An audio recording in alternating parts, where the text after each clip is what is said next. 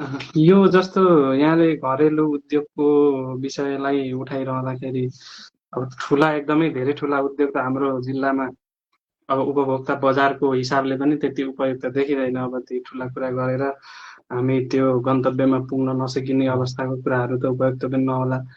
जस्तो हाम्रो बेल्टमा हुने पहिला त अदुवा भयो, टिमुर भयो, अनि यी कुराहरूलाई लाउने सन्दर्भ अनिखेरि यसको बजारीकरण गर्नेदेखि लिएर गर्ने कुरा यो होला। अर्को यो पर्यटनको क्षेत्रमा यहाँले लाई लिनुभयो। रिसोर्ट भन्दा पनि होमस्टेमा अलिकति फोकस गर्न सक्यो भने हाम्रो देउरालीमा आएको पर्यटकहरूलाई जस्तो एकै दिन आउने अनि एकै दिन फर्किने अवस्था भइरहेको छ। अब यसलाई यहाँ आएको पर्यटकलाई एक दुई दिन त्यही अर्घाखाँचीमै अड्डाएर त्यहाँको उत्पादित चिजहरूलाई उपभोग गर्ने प्लस एक दुई दिन घुम्ने हिसाबको योजना यहाँले केही त्यसमा सोच्नु भएको छ कि पर्यटकहरूलाई एक दुई दिन त्यही अड्डाउने हिसाबको केही छ कि के छ यहाँ पर्यटनलाई लिएर? अब यसलाई यसरी लिन सकिन्छ। मैले कृषिको क्षेत्रमा कुरा गर्दा मोहनजीले भनेको कुरामा मैले थोरै कुरा छुटाएको छु। म सबै ठाउँ बोली पनि रहेको छु, मेरो प्लानभित्रको कुरा पनि छ। हरेक विकसित मुलुकहरूमा हामीले अन्यत्रको अनुभव पनि नेपालमा भित्राउन सक्नुपर्दछ।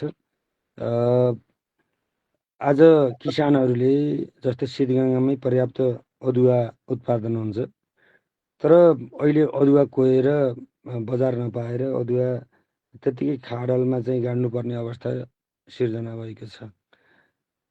भन्नाले हरेक वस्तुहरू किसानले मेहनत गरेर उत्पादन गरेका चिज वस्तुहरू आज बजार पाइरहेका छैनन्। घरमा उत्पादन गरेको 10 किलो गोबी, 10 किलो आलु बजारसम्म पुर्याउनका निम्ति त्यसको गाडीको व्यवस्थापन आफै गर, बजार आफै जाऊ, आफै आऊ गर्दाखेरि त्यसको पर्ने मूल्यभन्दा त्यसको लागत र यातायातको चाहिँ बढी खर्च लाग्ने स्थिति छ। यसले किसानलाई अत्यन्त मर्का परेको छ। यसका निम्ति हाम्रो सरल र नगरी नहुने उपयुक्त उपाय के हो भने सरकारी तवरबाट बजारीकरणको ग्यारेन्टी गरिदिने, हाम्रा गाउँका सेन्टरहरूमा सङ्कलन केन्द्र बनाउने, त्यहाँ सङ्कलित भएको उपज सरकारले अनिवार्य बजारसम्म पुर्याउने र किसानको मूल्य चाहिँ सरकारको तर्फबाट उपलब्ध गराउने, उत्पादन पनि गर्ने, बजारसम्म पुर्याउनका निम्ति पनि चिन्ता गर्नुपर्ने, मूल्य र भाउका निम्ति पनि चिन्ता गर्नुपर्ने किसानको यो अवस्थालाई अन्त्य गर्नुपर्छ। त्यसका निम्ति उत्पादन गर्ने किसानले बजारीकरणका निम्ति चिन्ता गर्नु नपर्ने अवस्था सिर्जना गर्नुपर्छ।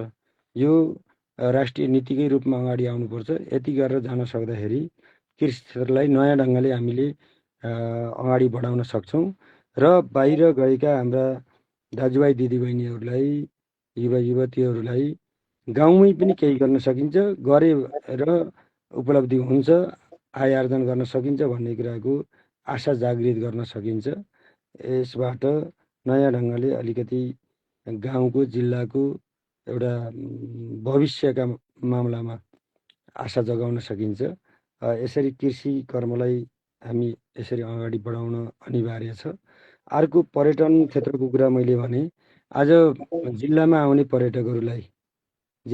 पर्यटकहरूलाई सजिला बाटाघाटाहरू बनाइदिने, सहज हिसाबले हरेक ठाउँमा पहुँच चाहिँ पुर्याउने अवस्था सिर्जना गर्ने र हामीले बाध्यतावश यहाँ तपाईँहरू यति दिन रहनुहोस् भनेर हुँदैन, रमाउनका निम्ति पर्याप्त ठाउँहरू चाहिँ बनाउने, हाम्रा प्राकृतिक हाम्रा चाहिँ दृश्यावलोकनका पर्याप्त क्षेत्रहरू छन्।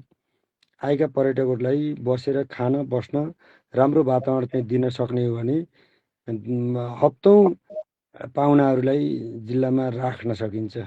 त्यसका निम्ति सुपा देउराली आएका पर्यटकहरूलाई सन्धि खर्क ल्याउने, सन्धि खर्कबाट हाम्रा हरेक पालिकाहरूमा पाणिनी तपोभूमि, छत्रदेवको छत्र महाराजको मन्दिर, बलकोटको पौवा, मथुरामा रहेको जङ्गबहादुर राणा जन्मिएको स्थान लगायतका पर्याप्त चाहिँ ठाउँहरू हाम्रो छत्रदेवमा छन्।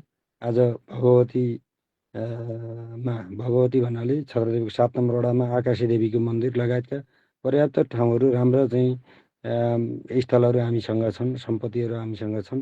मालारानीमा मालारानी मन्दिर, अनि नरसिंहथान र लोहरीको लेक जस्ता अत्यन्त दृश्यावलोकनका हिसाबले ऐतिहासिक र एउटा धार्मिक पर्यटनका केन्द्रहरू हामीसित छन्। अनि भूमिका स्थानमा भूमे मन्दिर जसको नामबाट भूमिका स्थानको नगरपालिकाको नामाकरण गरिएको छ।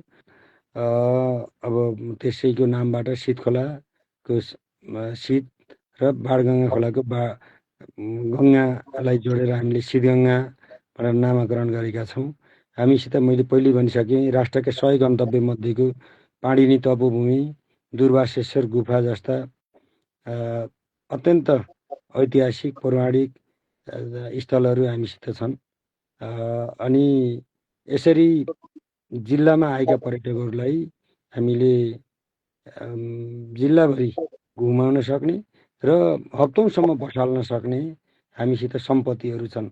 यो सम्पत्तिलाई हामीले जगेर्ना गर्नु छ, यसलाई विकास गर्नु छ। यसका निम्ति भौतिक पूर्वाधारको क्षेत्रमा हामीले पहिलो नम्बरमा काम गर्नुपर्छ। अरू प्राकृतिक हिसाबले हामीलाई एउटा वरदानको रूपमा हामीले प्राप्त गरेका चिजहरू त हामीसँग छँदैछन्। यसरी यो कृषि क्षेत्रको विकासमा र पर्यटन उद्योगको विकासमा हामीले पर्याप्त सम्भावनाहरू बोकेका छौँ। यिनी दुईटा चिजलाई जोडेर हामी अर्घाखाँची जिल्लालाई आय आर्जनको प्रमुख मुद्दाको रूपमा अगाडि बढाउन सक्छौँ र जिल्लाको रूप फेर्न सक्छौँ, स्वरूप फेर्न सक्छौँ। जस्तै यो अहिले अब हाम्रो जिल्लाको अब कुनै पनि प्रमुख समस्या हो भने यो बसाइसराई एकदम ठुलो समस्या भएर निस्क्यो। अब यो बसाइसराईसँग जोडिएका समस्याहरू चाहिँ अब यहाँले अघि शिक्षा, स्वास्थ्य लगायतका कुराहरू जोडिसक्नु भएको छ। अझै यो बसाइसराईसँग अर्को पनि जोडिएको यो अब हाम्रो वन्यजन्तुको आक्रमणदेखि लिएर अब बालीनाली खाइदिने, विशेष गरी बाँदरको समस्या पनि बढ्दै गयो। प्लस अब यो रोपनीमा जग्गा किन्ने प्रचलन पनि एकदम बढेर गयो अर्घाखाँचीमा। अब यो यहाँ अलि जिम्मेवार व्यक्ति भएको नाताले यसलाई कसरी हेरिरहनु भएको छ? यो कति वैधानिक हो? अब यही गरी जग्गा एउटै व्यक्तिका नाममा गइरहँदाखेरि अब हाम्रो भूभाग अथवा हाम्रो जिल्लाको भविष्य भोलि के हुन्छ भन्ने बारेमा यहाँले सदरमुकाममा रहेर अथवा अन्य क्षेत्रमा रहेर यसबारेमा केही बुझ्नु भएको छ कि के छ? अब यसमा बसाइसराई, अब मैले अघि जिल्लाको विकासका सूचकका रूपमा रहेको हाम्रो जनशक्ति एउटा प्रमुख स्रोत हो। विकासका हरेक सम्भावनाहरूलाई हाम्रो मेन पावरसित जोड्नुपर्छ। आज मैले अघि सुरुवातमा थोरै भनेको थिएँ, जिल्लाको जनसङ्ख्या प्रत्येक 10 वर्षमा जनगणना गर्दा ओह्रालो लागेको छ। अनि जनसङ्ख्या ओह्रालो लाग्नु भनेको हाम्रा विकासका सबै इन्डिकेटरहरू, सूचकहरू ओह्रालो लाग्ने कुरा हो। जनसङ्ख्या ओह्रालो लाग्नु भनेको जिल्लाभित्र उत्पादन घट्नु हो। जनसङ्ख्या ओह्रालो लाग्नु भनेको जिल्लाको व्यापार व्यवसाय घट्ने कुरा हो। आज व्यवसायीहरू सबै चौपट भएको अवस्था सिर्जना भइरहेको छ। जनसङ्ख्या घट्नु भनेको हाम्रो शिक्षा क्षेत्र ओह्रालो लागेको छ। आज जनसङ्ख्या घट्नु भनेको विकासका सम्भावनाहरू घटेका छन्। जनशक्ति घट्नु भनेको यसले प्रत्यक्ष रूपमा भौतिक पूर्वाधार विकासमा समेत यसले अप्ठ्यारो पारेको छ। जनसङ्ख्या घट्नु भनेको हाम्रा सबै सम्भावनाहरू, हाम्रा सबै गतिविधिहरू घट्ने स्थिति हो। त्यसो भएर जिल्लाको यो बढ्दो रूपमा रहेको बसाइसराईलाई हामीले तत्काललाई न्यूनीकरण गर्न सकेनौँ र पछिल्लो समयमा यसलाई रोक्न सकेनौँ भने आज पहाड साँच्चैको हाड बन्ने स्थिति हुनेछ। त्यसो भएको हुनाले पहाडलाई यसित भविष्य पनि सँगै छ भन्ने कुरालाई जागृत गराउनका निम्ति हामीले समयमा सचेतनतापूर्वक कामहरू अगाडि बढाउनुपर्छ। त्यसका निम्ति मैले अघि भनेका कुराहरू पर्याप्त छन्। एउटा घरको सामान्य गर्जो टार्नका निम्ति, समस्या समाधान गर्नका निम्ति हाम्रा युवा युवतीहरू सहर पस्नुपर्ने, हाम्रा दाजुभाइ दिदीबहिनीहरू विदेश पलायन हुनुपर्ने, यो अवस्थालाई हामीले तत्काल समाधानका निम्ति बाहिर पलायन भएको जनशक्तिलाई जिल्ला फर्काउने अभियान सञ्चालन गर्नुपर्छ। त्यसका निम्ति हामीले तपाईँ आइदिनुहोस् भनेर मात्रै पुग्दैन। त्यसका निम्ति उहाँहरूको समस्या समाधानका निम्ति, उहाँहरूको आवश्यकता परिपूर्तिका निम्ति हाम्रा निश्चित प्लानहरू हुनैपर्छ। जस्तो आय आर्जनका हाम्रा चाहिँ पर्याप्त सम्भावनाहरूको ढोका हामीले खोलिदिनुपर्छ। त्यसका निम्ति पर्यटन, कृषि यिनी दुईटा चिजलाई उद्योगको रूपमा अगाडि बढाउने र अर्को सम्भावनाको रूपमा रहेको र यसले एउटा ठुलै क्षेत्र, मैले घरेलु र साना उद्योगको कुरा गरिसकेको छु। यो उद्योगलाई अगाडि बढाउनका निम्ति कम्तीमा पालिकाभित्र एउटा उद्योग ग्रामका हिसाबले विकास गर्ने प्रदेश सरकारको प्लान थियो। त्यसले एरिया छनौट गरेर केही पूर्वाधार विकासका काम पनि सुरुवात गरेको थियो। पछिल्लो समय ती काम चाहिँ रोकिएका छन्। त्यसलाई फेरि पुनर्जागृत गरेर हामीले यसलाई चाहिँ अगाडि बढाउनुपर्छ। त्यसो गर्न सक्दाखेरि धेरै जनशक्तिलाई फेरि हामीले जिल्लामा स्वरोजगारको व्यवस्थापन गर्न सक्छौँ। यी तीनटा चिजलाई स्वरोजगारका हिसाबले जनताको आय आर्जनसित जोडेर हेर्ने र अर्को समस्याको रूपमा रहेको, मैले अघि नै धेरै कुरा व्याख्या गरेर भनिसकेको छु, शिक्षालाई अहिलेको समयको माग अनुसार, जमानाको माग अनुसार र हाम्रो आवश्यकता अनुसार हाम्रा गाउँका सेन्टरहरूमा उपलब्ध गराउने र स्वास्थ्यलाई आज प्रत्येक पालिकामा 15 बेडको अस्पतालका निम्ति भौतिक पूर्वाधारका हिसाबले भवनहरू बनिसकेका छन्। त्यसलाई दक्ष जनशक्तिका निम्ति ओएनएम सर्वे गर्ने र जनशक्ति व्यवस्थापन गर्ने विशेषज्ञ डाक्टर सहितको, अनि उपकरण, आवश्यक उपकरणहरूको व्यवस्थापन गर्ने, यति औषधि उपचारको व्यवस्थापन गर्ने, औषधिको व्यवस्थापन गर्ने, यति कुरा गरेर जाँदा हाम्रा पालिका केन्द्रहरूमा स्वास्थ्य सुविधा पाउँदा गाउँबाट मान्छेहरू सहर पस्नुपर्ने या बाहिर पलायन हुनुपर्ने अवस्था न्यून हुनेछ। यिनी दुईटा चिजलाई सम्बोधन गर्ने र जनताका अरू सरकारका विषयहरू, आज बाँदर र बँदेलको आतङ्कको कुरा मैले सुरुदेखि नै यो कुरा उठान गरिरहेको छु। हिजोका दिनमा बाँदर धपाउनका निम्ति गाउँमा भरुवा बन्दुकको आवाज दिनासाथ बाँदर जङ्गल पस्ने गर्थ्यो। तर अहिले बाँदर चाहिँ घर पसेको छ। घरमा भित्राएको खेती पकाएको भाँडा पनि सुरक्षित नहुने स्थिति छ। यो स्थितिलाई अन्त्य गर्नका निम्ति अरू ठुला ठुला कुरा, धेरै कुरा गरेर हुँदैन, पुग्दैन।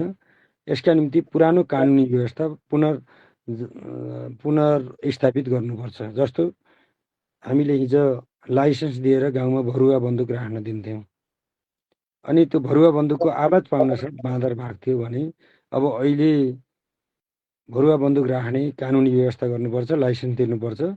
त्यसका माध्यमबाट बाँदर धपाउन, बँदेल धपाउन सकिन्छ। अनि ल आम रूपमा दिन सकिँदैन भने हाम्रा प्रत्येक वडाहरूमा भूपू सैनिक, भूपू प्रहरीहरू हुनुहुन्छ। उहाँहरू तालिम प्राप्त हुनुहुन्छ अनि जिम्मेवार पनि हुनुहुन्छ। सरकारबाट उहाँहरूले पेन्सन खाइरहनु भएको छ। जिम्मेवार मान्छेहरूलाई फेरि लाइसेन्स दिएर भरुवा बन्दुक राख्न दिँदाखेरि पनि फरक पर्दैन। ल त्यो कुरा पनि गर्न सकिँदैन भने हामीसित भएको सुरक्षाको टिमलाई बाँदर र बँदेल धपाउनका निम्ति प्रयोग गर्न सकिन्छ। उनीहरूलाई भरुवा बन्दुक दिएर त्यही ड्युटीमा खटाएर पनि जान सकिन्छ। त्यसो गरेर यो हामीले चाहिँ यो पुरानो कानुनी व्यवस्था बिउताउने हो भने बाँदर र बँदेलको आतङ्कलाई हामीले अन्त्य गर्न सक्छौँ। यति कुरा गर्न सक्दाखेरि किसानका निम्ति यो आधा समस्या हल हुन्छ। नभए आज हाम्रा खेतहरू, हाम्रा बारीहरू बाँझो छोडेर किसानहरू भाग्नुपर्ने अवस्था आएको छ। यो कुरामा अत्यन्त संवेदनशील बनेर म जनताको पक्षमा यो कानुन बनाउनका निम्ति, यो बाँदर बँदेलको आतङ्क रोक्नका निम्ति सदनमा मेरो आवाजहरू हुनेछ, मेरो सशक्त भूमिका रहनेछ। म यो कानुन निर्माणका निम्ति लाग्नेछु। यहाँनिर यो चाहिँ ठुलो आतङ्कको रूपमा सिर्जना भएको छ। यसलाई एउटा सीमाभित्र ल्याउनै पर्छ। यो कानुनी प्रबन्ध गर्नुपर्छ। यो हामीलाई पहिलेदेखि लागेको विषय हो। बेला बखतमा हामी आवाज पनि उठाएका हौँ। सरकारी तहमा डेलिगेसनमा जाँदा कुराकानीहरू गरेको पनि हो, तर कानुनी हिसाबले यसलाई एउटा निकास दिएको छैन। यसलाई एउटा नीतिमा एउटा विधिमा टुङ्गाउनुपर्छ, कानुन बनाउनुपर्छ। पैसा हुनेले अनि अहिले सस्तो जमिन पाइएको छ भन्ने नाममा सिद्धगङ्गाका दूरदराज बस्तीहरूमा पुगेर त्यहाँ चाहिँ बिघाका बिघा, यहाँले रोपनी भन्नुभएको छ, बिघाका बिघा जग्गाहरू एउटै व्यक्तिले लिने काम भएको छ। यसबाट अरू आय आर्जन र उपार्जनका निम्ति भन्दा पनि त्यहाँको त्यो काठको सम्पत्ति हेरेर त्यसलाई दुरुपयोग गर्नका निम्ति यो भइरहेको छ भन्ने लागेको छ। भोलि निजी जग्गामा भएको साल काठ निकासी गर्न पाउने भन्ने कानुनी प्रबन्ध गर्न पनि यो शक्ति, जसरी अहिले जमिन ठुलो मात्रामा जमिन चाहिँ लिन लागिरहेको छ, भोलि कानुनी प्रबन्ध गराउन पनि दबाब सिर्जना गर्ने स्थिति हुन सक्छ। त्यसो भएर यो कुरा हुन नदिनका निम्ति हामीले एउटा वैधानिक व्यवस्था गर्नै पर्छ, नीति बनाउनु पर्छ, यो कुरालाई रोक्नुपर्छ। अब यहाँनिर अलिकति के छ भने हाम्रो अहिलेको व्यवस्था भनौँ, अहिले व्यवस्थाको थोरै त्रुटि पनि छ।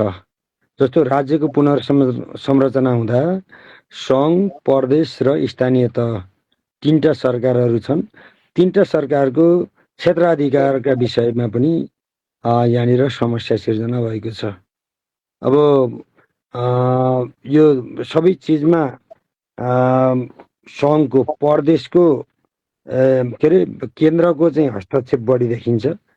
यसलाई कम्तीमा अधिकार प्रत्यार्जनका हिसाबले, अधिकार बाँडफाँडका हिसाबले स्थानीय तहहरूलाई पनि कम्ती, तिनी पनि जनताको सरकार हुन्। स्थानीय तहलाई यो कुरा कानुन बनाउने र यसलाई चाहिँ लागू गर्ने कुरा चाहिँ गर्न दिँदाखेरि धेरै कुराहरू समाधान हुन्छ। त्यसका निम्ति नियमनका हिसाबले एउटा कुनै निकाय बनाउने, तर स्थानीय तहलाई यसको चाहिँ कानुन बनाएर त्यही अनुसार परिचालन गर्न दिने, यो कुरा गरेर जानुपर्छ। त्यसो गर्न सक्दा मात्रै यसको समाधान गर्न सकिन्छ। अहिले अधिकारको प्रत्यार्जनका हिसाबले, अधिकार बाँडफाँडका हिसाबले हाम्रा कानुनी त्रुटिहरू रहेका छन्। यो कानुनी त्रुटिलाई सच्याउनुपर्छ। यसलाई पहिलो यो स्वास्थ्यसित सम्बन्धित विषय, प्रसुतिका निम्ति विशेषज्ञहरूको अभावको विषयको कुरा गर्नुभएको छ। यो जनशक्ति व्यवस्थापनका मामलामा हामी संवेदनशील बन्नै पर्छ। कम्तीमा आफूलाई विशेषज्ञता हासिल गरेको व्यक्तिहरू पहाडी र दूरदराज ठाउँहरूमा सेवा दिने कुरालाई सरकारी तहबाट अनिवार्य व्यवस्थापन गर्नुपर्छ। यसो गरेर जान नसक्दा आज मनलाई ठाउँमा बस्ने, मन नलाग्दा नबस्ने खालको अवस्था भएको छ। यसले बेला बखतमा, नियमित होइन, बेला बखतमा समस्या सिर्जना भएको छ। यसको जनशक्ति व्यवस्थापनका निम्ति हाम्रो ध्यान पुग्नुपर्छ। आज हामी भोलि चुनाव नलड्दै पनि अथवा भोलि चुनाव लडेर विजयी भए पछाडि पनि यो जनताको सरोकारको विषय, जनताको अत्यन्त संवेदनशील विषय हो। आज महिला दिदीबहिनीहरूले भोग्न परेको यो चाहिँ समस्या पनि हो। जस्तो सामान्य आफ्नो गाउँभित्रबाट लिन पाउने सुविधा सेवा लिन नपाउँदा यहाँबाट 100औं किलोमिटर टाढा पुगेर यसको चाहिँ सुविधा लिन पर्ने अथवा सिएस गर्नुपर्ने अवस्था जुन सिर्जना भएको छ, यसले बाटोमै त्यसमा चाहिँ खराब नतिजा चाहिँ आउन सक्ने स्थिति छ। त्यसका निम्ति हामी संवेदनशील बन्नेछौँ। यहाँनिर भएको जुन चाहिँ ग्याप छ, यो कुरालाई पूर्ति गर्नका निम्ति अहिलेदेखि नै हाम्रो ध्यान चाहिँ केन्द्रित हुनेछ। अब अर्को कुरा, यो शिक्षा क्षेत्रलाई अलिकति राजनीतिकरण गर्ने हिसाबले व्यवस्थापन समितिमा दलीय भागवण्डका हिसाबले लाने जुन कुरा चाहिँ यो एउटा चल्तीका हिसाबले आइरहेको छ, यसले विद्यालय व्यवस्थापन होइन, विद्यालयको अस्तव्यस्तता निम्ताएको छ। ठाउँ ठाउँमा विवादहरू सिर्जना भएका छन्। यसलाई ठुलो राजनीतिक सत्ताको हिसाबले लिने काम भएको छ। वास्तवमा शिक्षा क्षेत्रलाई राजनीतिबाट टाढा गरिनुपर्छ। यसका निम्ति दलहरूका बिचमा आवश्यक समझदारीको कुरा नै पर्याप्त हुने कुरा हो। दलहरू यस्ता कुरामा आफ्नो गोरुको 12% गर्ने कुरा गर्न हुँदैन। कम्तीमा समाजमा सामाजिक हिसाबले शिक्षा क्षेत्रमा योगदान गरेका शैक्षिक व्यक्तित्वहरूलाई त्यहाँको व्यवस्थापनको जिम्मा दिनु नै उपयुक्त हुन्छ। त्यसका निम्ति मेरो तहबाट मेरो दल मैले प्रतिनिधित्व गर्ने दलको तर्फबाट कहीँनिर अवरोधको स्थिति सिर्जना भएको छ भने त्यसलाई फ्लेक्जिबल बन्नुपर्छ, लचक बन्नुपर्छ र जहाँ जसको आवश्यकता हो त्यहाँको बहुसङ्ख्यक अभिभावकहरूको चाहनाको कदर गर्नुपर्छ। यसलाई चाहिँ राजनीतिको अखडा अथवा त्यसलाई जित हारको विषय बनाउनु हुँदैन। यसले धेरै ठाउँमा विद्यालयहरूले नोक्सानी बेहोरिरहेका छन्, पढाइहरू अस्तव्यस्त भएका छन्, विद्यार्थीहरूको भविष्यमाथि यो चाहिँ खेलवाड भएको छ। यो राजनीतिक लेभलबाट हामीले सहमतिका साथ यी समस्याहरूलाई दीर्घकालीन हिसाबले समाधान गर्ने बाटोतिर लाग्नुपर्छ। जस्तै यो अर्घाखाँचीको हाम्रो यो शीतगङ्गा आज शीतगङ्गा विशेष भएको कारणले पनि यहाँलाई यो प्रश्न हामीले राखेका छौँ। यो हाम्रो नगरपालिका भूगोलको हिसाबले अत्यन्तै ठुलो भएकै कारणले चाहिँ नि शीतगङ्गा नगरपालिकाले चाहिँ घाटा बेहोर्नु परिरहेको, पर्याप्त बजेटहरू पनि नपरेको। अब पहिल्यैदेखि जनप्रतिनिधिहरू पनि हाम्रो माथि उत्तरखाँचीबाटै उठिरहनु भएको, हाम्रो क्षेत्रलाई अलिकति व्यवस्था गरिरहेको। अब यहाँले आज घुम्दै गर्दाखेरि तपाईँ आज खुर्सामाटातिर जानुभयो, त्यता त अझै बाटो पिच हुने क्रममै छ होइन। यो त धेरै पुरानो बाटो हो, हामी जन्मनुभन्दा पहिलेको बाटो थियो, अहिले बल्ल पिच हुने प्रोसेसमा छ। अब यो विकासको दृष्टिकोणमा पहिल्यैदेखि पछाडि परेको प्लस भूगोलको हिसाबले देशकै ठुलो नगरपालिका बनाइदिएको कारणले पर्याप्त बजेट अभाव भएको हुनाले अझै विकासमा पछाडि पर्ने सम्भावना रहेको भन्ने आम बुझाइ छ। हाम्रो पनि त्यही बुझाइ हो।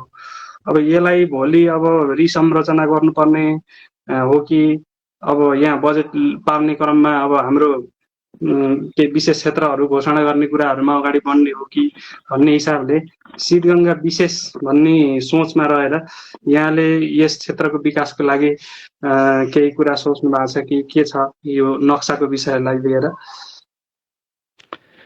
अब यसमा अर्घाखाँचीलाई उत्तर र दक्षिण अथवा अर्घा र खाँचीको रूपमा विभाजित गर्न हुँदैन भन्ने मेरो चाहिँ एकदम स्पष्ट चाहिँ धारणा छ। म एउटा अहिले त उम्मेदवारको हिसाबले बढी भावनात्मक कुरा पनि होला, तर म शीतगङ्गासित मेरो अन्तर्हृदयदेखिको सम्बन्ध छ। मैले हरेक बेला मेरो पार्टीको कामको जिम्मेवारी लिनु पर्दा र काम रोज्नु पर्दा म शीतगङ्गा रोज्ने गर्थेँ, अहिले पनि गरिरहन्छु। शीतगङ्गासित मेरो यो खालको अगाध माया र स्नेह किन छ भने जिल्लाको 52% भन्दा बढी भूभाग शीतगङ्गासित छ क्षेत्रफलका हिसाबले। आज जनसङ्ख्याको मापदण्ड र मतदाताको मापदण्डको हिसाब गरेर 2-3टा नगरपालिका या गाउँपालिका बनाउन नमिलेर एउटै त्यो जनसङ्ख्याको नापोभित्र मात्रै हाल्दाखेरि एउटा नगरपालिका बनाउन हामी बाध्य भयौँ। हामीले त्यसलाई उति बेला पुनर्संरचना गर्दा अनिवार्य जनसङ्ख्या 24,000 भन्दा बढी चाहिँ पुगेको हुनुपर्ने जुन खालको अवस्था थियो, त्यो कुराले हामीलाई चाहिँ अत्यन्त बढ्ता चाहिँ सङ्कट सिर्जना गर्यो, जसका कारणले गर्दाखेरि 52% भूभागलाई एउटा पालिका बनाउनु वास्तवमा लज्जास्पद भएको छ। आज जिल्लाको बजेटको कुरा होइन, प्रदेशको सिङ्गो वर्षको बजेट हाल्दाखेरि पनि शीतगङ्गाको विकासको कामको छेउ लाग्दैन। त्यसो भएर यो क्षेत्रलाई हामीले हेर्ने दृष्टिकोण अलग ढङ्गले जानै पर्छ, नभए त्यहाँको जनताले अन्याय पाउने स्थिति हुन्छ।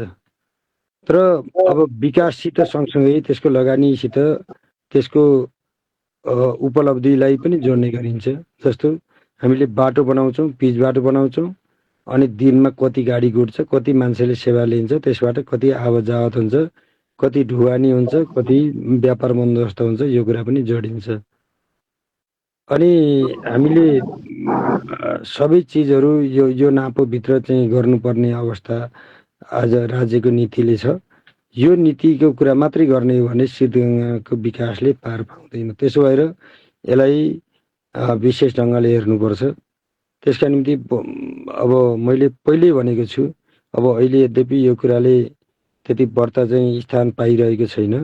सिद्धगङ्गाका दूर दराजका बस्तीहरूमा रहेका छरिएर रहेका बस्तीहरूलाई सजिलो ठाउँमा एकीकृत बस्ती विकासको प्लानभित्र ल्याउने काम यदि गरेनौँ भने हामीले अहिले चाहेको विकास सिद्धगङ्गामा जति पनि लगानी गरेर पनि गर्न सक्दैनौँ।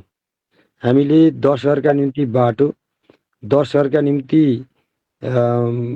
मानव 15 किलोमिटर 20 किलोमिटरको बाटो, 10 घरका निम्ति बिजुली, 10 घरका निम्ति कैयौँ दूरीबाट खानेपानी, 10 घरका निम्ति विद्यालय, अनि त्यही ठाउँका निम्ति स्वास्थ्य उपचारका चाहिँ सेवाहरू, यो सबै चिज चाहिँ सहज उपलब्ध गराउने कुरा सम्भव छैन। यसले जनताले शास्ति नै पाउने स्थिति बनेको छ। त्यसका निम्ति अरू विशेष क्षेत्र आदि इत्यादि भनेर हुँदैन। हामीले अरू विदेशका तीव्रतर विकासको गतिमा अगाडि बढेका मुलुकहरूको स्थिति हेऱ्यौँ भने पनि हामीले दूर दराज बस्तीमा रहेका हाम्रा चाहिँ एरियाहरूलाई एकीकृत बस्ती विकासमा तान्नै पर्छ। तर अहिले सम्बद्ध सङ्कटको विषय के भनेको छ भन्नुहुन्छ भने आफ्नो पुर्ख्यौली थलो, आफू जन्मेको ठाउँ थाहा छोड्न नसक्ने नमान्ने खालको स्थिति छ। त्यसका निम्ति हामीले सुरुवातीमा मेरो स्पष्ट भनाइ के छ भन्नुहुन्छ भने कम्तीमा 150-200 परिवारलाई नमुना बस्ती विकासका हिसाबले एउटा ठाउँमा नयाँ बस्ती विकास गर्ने, त्यहाँ स्मार्ट हिसाबको बस्ती बनाउने, त्यहाँ विद्यालय बनाउने, त्यहाँ आवश्यक खेल मैदान बनाउने, त्यहाँ संस्कार संस्कृतिका हिसाबले मठ मन्दिरहरू बनाउने, जातीय संस्कार अनुसार अरू मानव मस्जिदहरू जे चिज बनाउनु पर्छ त्यहाँ बनाउने, अनि त्यहाँ स्वास्थ्य उपचारका निम्ति स्वास्थ्य केन्द्र र स्वास्थ्य चौकी बनाउने, त्यहाँ विद्यालय गतिला विद्यालय बनाउने, अनि त्यहाँ रमाउनका निम्ति पार्कहरू बनाउने, वृद्धहरूलाई कम्तीमा रमाउने स्थानहरू बनाइदिने। यसरी एकीकृत बस्ती विकासको हिसाबले जान सक्ने हो भने सानो लगानीमा, त्यो गाउँमा दूर दराजमा पुर्याउने लगानीमा हामीले 10 घरका निम्ति गर्ने लगानीमा 200 घरलाई हामीले राम्रो व्यवस्थापनका साथ स्मार्ट बस्ती बनाउन सक्छौँ। यो प्लानभित्र हामी जानका निम्ति हामीसित पर्याप्त जमिन पनि छ। त्यसो भएर यो समस्या हाम्रो विधिको छ, नीतिको छ।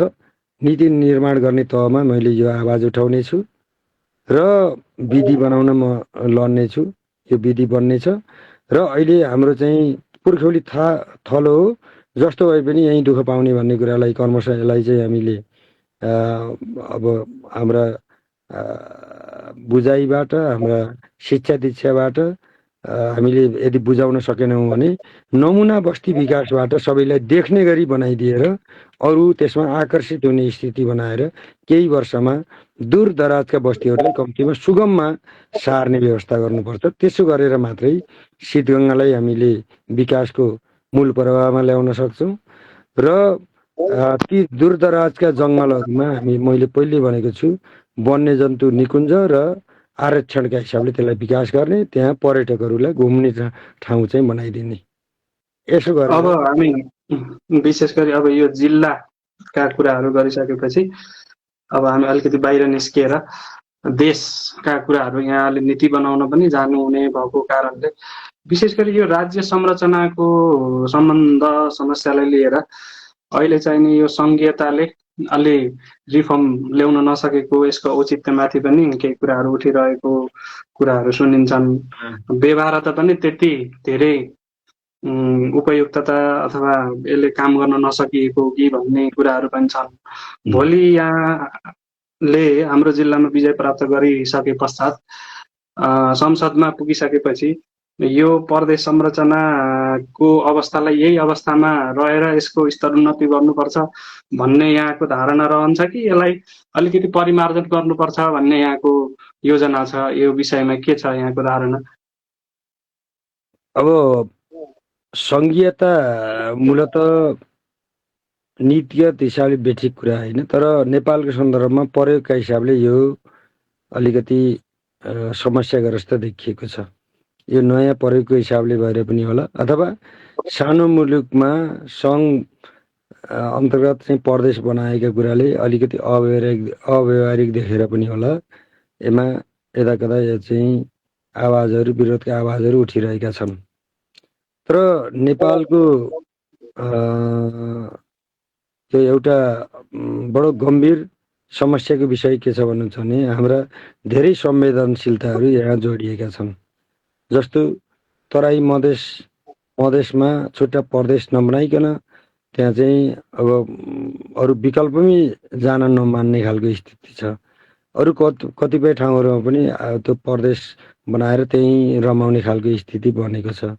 यसले गर्दाखेरि राष्ट्रिय सहमतिका साथ हामीले प्रदेशलाई अरू विकल्पमा जाउँ त नि भनेर भन्ने स्थिति अहिले तत्काल देखिएको छैन। तर यो प्रयोगका हिसाबले समस्या सिर्जना भएको र जनतामा असन्तोष सिर्जना भएको हुनाले यो राष्ट्रिय बहसको विषय बन्नुपर्छ।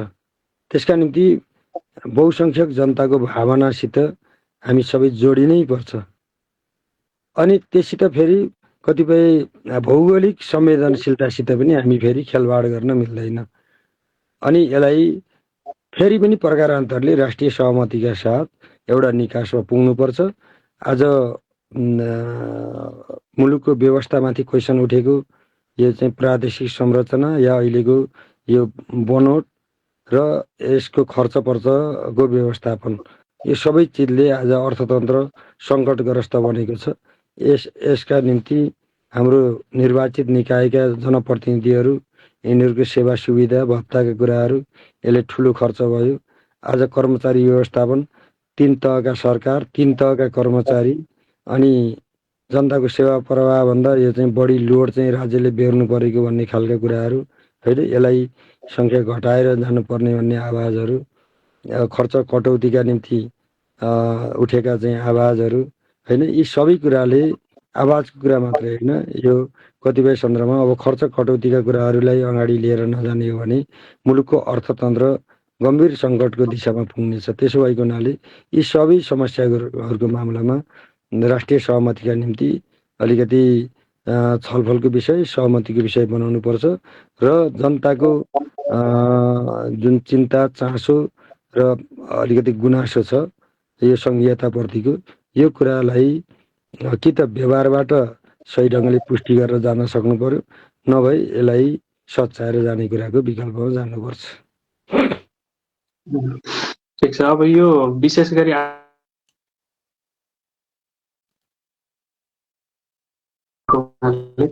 भदौ 23 र 24 को घटनालाई लिएर यहाँलाई आज प्रश्न राखेन भने हाम्रा सहयोगीहरूप्रति पनि सम्मानको विषय। अब यो जुन आन्दोलनको विषयलाई लिएर अब जनताहरूले नेताहरूलाई सुन्न बाँकी के छ र नेताहरूले पनि जनताहरूलाई भन्न बाँकी के छ भन्ने स्थितिहरू पनि छन्। विशेष गरी यो भदौ 23 र 24 को आन्दोलनलाई लिएर तपाईँलाई व्यक्तिगत रूपमा के अनुभव भयो? यहाँको जिम्मेवारमा नरहे पनि यहाँको दल र अर्को दल सरकारमा रहिरहँदाखेरि यो हाम्रो देशको लागि कतिको उपयुक्त थियो र यो आन्दोलनले निम्ताएको जुन किसिमको हाम्रो क्षति भयो, विशेष गरी अझै भौतिक क्षति त हामीले बनाएर फेरि संरचना खडा गर्न सक्छौँ, तर एकदमै ठुलो मानवीय क्षति हामीले बेहोर्न पुग्यौँ। यो कुराले यहाँ व्यक्तिगत रूपमा यो आन्दोलनले उठाएका मागहरूलाई भोलि संसदमा पुगेपछि सम्बोधन गर्ने क्रममा यहाँको कस्तो स्वभाव अथवा यहाँका विचारहरू रहन्छन्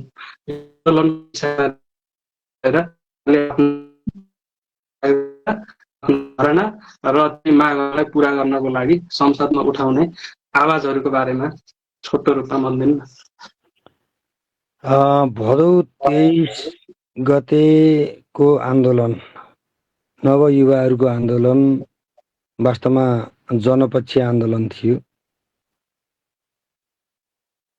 यो आन्दोलनले उठाएका मुद्दाहरू राष्ट्रका मुद्दाहरू हुन्। यसमा कोही पनि यो दुविधामा पर्नु आवश्यक छैन।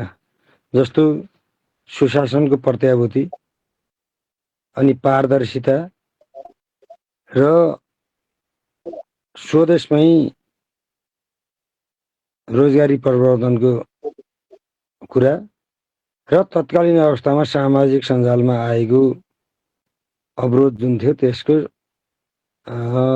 निर्बाध उपयोगको व्यवस्था, यी कुराहरू अहिलेको समयका जनताका माग हुन्, नवयुवाहरूका माग हुन्। यसलाई नकार्न सकिँदैन। यो राष्ट्रको माग हो, जनताको माग हो।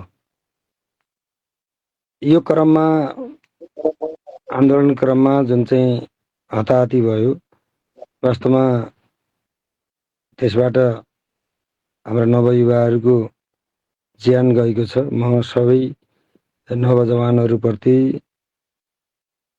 23 गतिको आन्दोलन 24 गतिको आन्दोलनबाट शहीद हुनुभएका नवयुवाहरूप्रति श्रद्धाञ्जली व्यक्त गर्न चाहन्छु।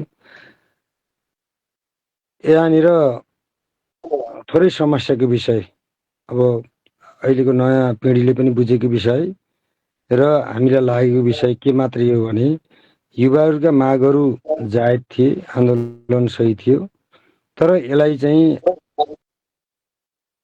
हाइज्याक गरियो, अतिक्रमण गरियो र यसको चाहिँ बदनाम गर्न खोजियो भन्ने कुरा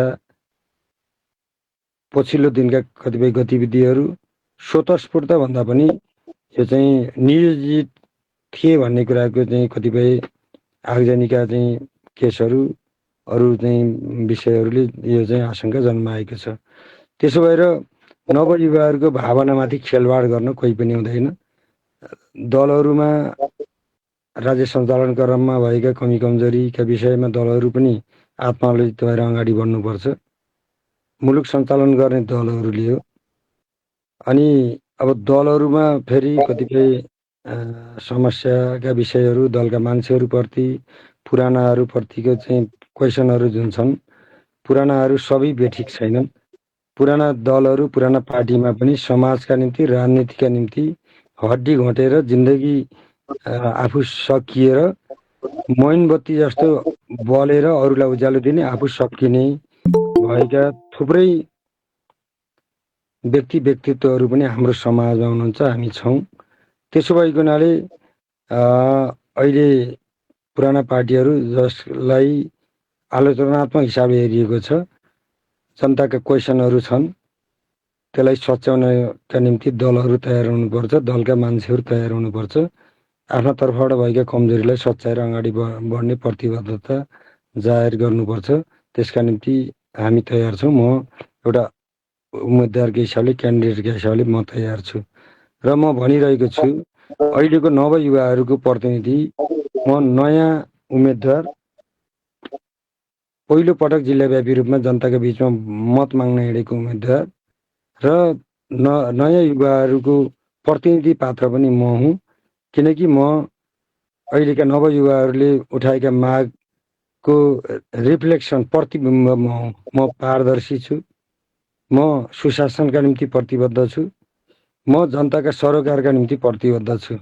म निरन्तर जनताको सेवाका निम्ति खटिएको मान्छे हुँ, निस्वार्थ हिसाबले खटिएको मान्छे हुँ, निष्कलङ्क हिसाबले लागेको मान्छे हुँ र म प्रति कसैको क्वेसन गुनासो गर्ने ठाउँ राखेर म चलेको छैन। त्यसो भएको हुनाले अहिलेको नयाँ युवाहरूको आन्दोलन, नयाँ पिँढीको माग, नयाँ युगको आवश्यकता, अहिलेको विज्ञान र प्रविधिको विकास र विश्व स्तरमा भएको जुन चाहिँ ग्लोबलाइजेसनको यो चाहिँ जमाना र विश्वको तीव्रतर विकासको गति, यो सबै चिल्ला पक्रेर दुनियाँलाई अगाडि लानुपर्छ भन्ने स्पष्ट योजना र भावना भएको व्यक्ति म हुँ। त्यसो भएको हुनाले यो आन्दोलनका मागहरूलाई सम्बोधन गर्नका निम्ति मेरा आवाजहरू हुनेछन्। मैले यो विषयमा यही कुरा राखेँ। अब हामी मेरो यो प्रश्न उत्तर सेसनको करिब करिब म अन्त्यमा आइसकेँ। अब यहाँलाई अब एउटा स्वतन्त्र रूपमा म अर्घाखाँचीको उम्मेदवार अहिले एमालेबाट उठिराख्दाखेरि अरू उम्मेदवारहरूभन्दा फरक छु, फरक हुनुको कारण चाहिँ मेरा यी योजनाहरू हुन् भन्ने हिसाबले यहाँलाई अरू प्रतिनिधि अरू पार्टी भन्दा फरक खाले के कसो र यहाँले मैले भोट दिनुपर्छ भन्ने एउटा छोटो आफ्नो वक्तव्य प्लस मैले चाहिँ यो सोधिएको भए चाहिँ यो भन्ने थिएँ भन्ने यहाँमा केही छ भने त्यो पनि राखेर मैले यो माइक्रोफोन चाहिँ हाम्रो अङ्कितजीलाई दिन्छु अनि म पनि बिदा हुन्छु। आफ्ना कुराहरू राख्नु होला। धन्यवाद मोहन सर। म अहिले चुनावी मैदानमा छु। म अरूभन्दा फरक यस अर्थमा छु, म फ्रेस क्यान्डिडेटका हिसाबले जनताको बिचमा आएको छु। म उमेरको हिसाबले नयाँ हुँ, भूमिकाका हिसाबले नयाँ हुँ। म निरन्तर जनताको बिचमा जनताका समस्यासित एकाकार हुँदै अगाडि बढेको व्यक्ति हुँ। म 25 वर्षको युवा उमेरमा अहिलेको